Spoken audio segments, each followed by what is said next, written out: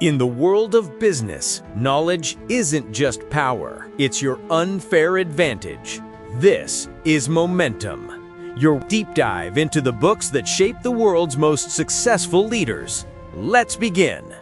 You have an email sitting in your drafts right now, or a text, or a tough conversation you've been putting off for a week.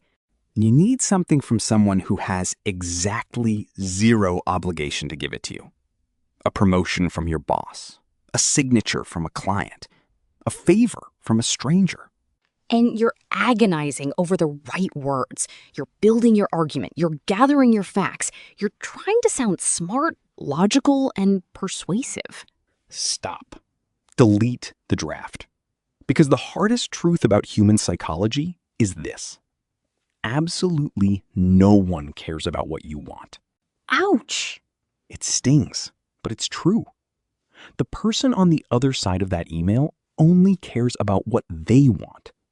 Which sounds incredibly obvious, right? Until you realize that 99% of the time, we try to influence people by talking exclusively about ourselves. We say, I need this done by Friday, or I really want this job. We are screaming our own desires into a void and wondering why nobody is listening. Exactly. But what if the secret to getting everything you want isn't about being the most interesting person in the room? What if it's about making the other person feel like they are? This is the core premise of Dale Carnegie's How to Win Friends and Influence People. The undisputed Bible of human relations. Published in 1936, it has sold over 30 million copies. But Ryan, let's be honest. When a lot of people hear that title today, they think of a cheesy used car salesman. They think it's a manual for faking smiles, aggressively using people's first names, and manipulating them into saying yes. And that is the biggest misconception about this book. If you read it as a manipulation playbook, you will fail. Because Carnegie's actual thesis requires a fundamental, almost spiritual shift in your own gravity. You have to stop being the sun in your own solar system. You have to genuinely step into theirs. There is one big idea in this book that dictates all the others. Carnegie calls it arousing in the other person an eager want. Okay, break that down. Carnegie uses a brilliant analogy. He loved eating strawberries and cream. He thought it was the most delicious thing on earth. But when he went fishing in Maine every summer, he didn't bait his hook with strawberries and cream. Because fish don't want strawberries. Right. He baited the hook with worms and grasshoppers. He didn't think about what he wanted. He thought about what the fish wanted. Why do we use common sense when we go fishing? But when we want someone to buy our software or hire us or fund our startup, we endlessly dangle our own strawberries. We talk about our features, our needs, our timeline. We are dangling our own desires. Exactly. Let me give you a concrete story from the book. There was a man named Edward Chalif. He needed a massive favor. He was trying to get a corporate president to pay for a local Boy Scout to attend a jamboree in Europe. A completely unearned ask. This president doesn't know him and definitely doesn't care about a random Boy Scout. Right. So Chalif gets a brief meeting. But before he goes in, he does his homework. He finds out that this corporate president had recently written a check for exactly $1 million. And he was so proud of it that he actually had the canceled check framed on his office wall. Oh, I see where this is going. Chalif walks into the president's office. Does he mention the Boy Scouts? No. Does he mention Europe? No. He walks in and says, I heard you have a check for $1 million. I have never in my life seen $1 million check. I want to tell my kids I saw it. Wait, that sounds backwards. He didn't pitch his thing at all? You get 5 minutes with a VIP and you don't even make your pitch? I know. Stay with me. The president is thrilled. He pulls out the check. He spends the next 20 minutes talking about the deal he made, the history of the check, his own massive pride in his business. Chalif just listens. He is completely fascinated. And then what? After 20 minutes of talking about himself, the president stops. He looks at Shalif and says, "By the way, what was it you wanted to see me about?" Shalif tells him. And the president not only funds the trip for that one Boy Scout, he funds it for 5 Boy Scouts and then personally drives them to Paris himself. That is insane. But here is the critical midpoint shift.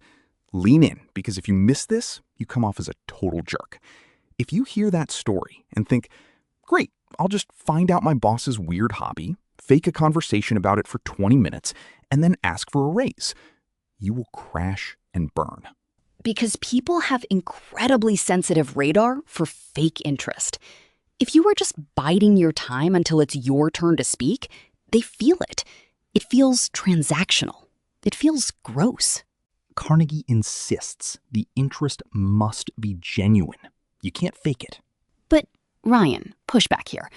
What if I don't care about the $1 million check?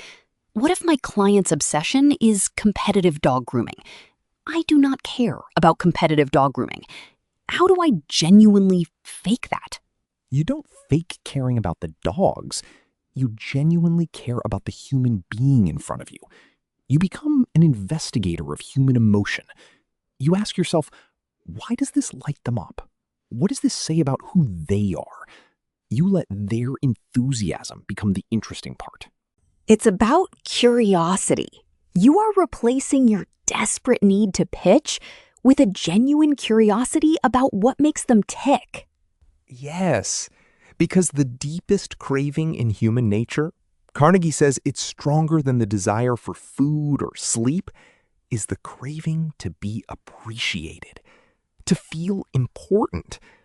When you give someone that feeling, sincerely, they will move mountains for you. So let's bring this back to that email sitting in the drafts folder, the one where you need something. Look at the screen right now. Count the number of times you use the word I. I need, I want, I think. And delete them. Frame the entire email around what the other person wants, what their current problems are, and how this interaction solves something for them. If you want to be interesting, be interested. It is the hardest rule to practice, but it is the only one that works every single time. It completely changes the game. You stop fighting to get your foot in the door because people start opening the door for you. That's the power of Dale Carnegie. Now, it is one thing to nod along to this, and it is a completely different thing to actually do it under pressure. Which is exactly why you need to open the Momentum app right now. We've built a specific 5-minute interactive scenario based on this exact chapter. You are going to practice rewriting a high-stakes pitch, flipping the focus from you to them, and seeing how our AI reacts to your tone. Go practice it right now. Build the muscle before your next big meeting. And second, if you haven't actually read How to Win Friends and Influence People, don't let the 1936 publish date fool you. Go read the full book. It is a masterclass in human nature that has never been topped. Go delete those I's from your drafts. We'll see you tomorrow.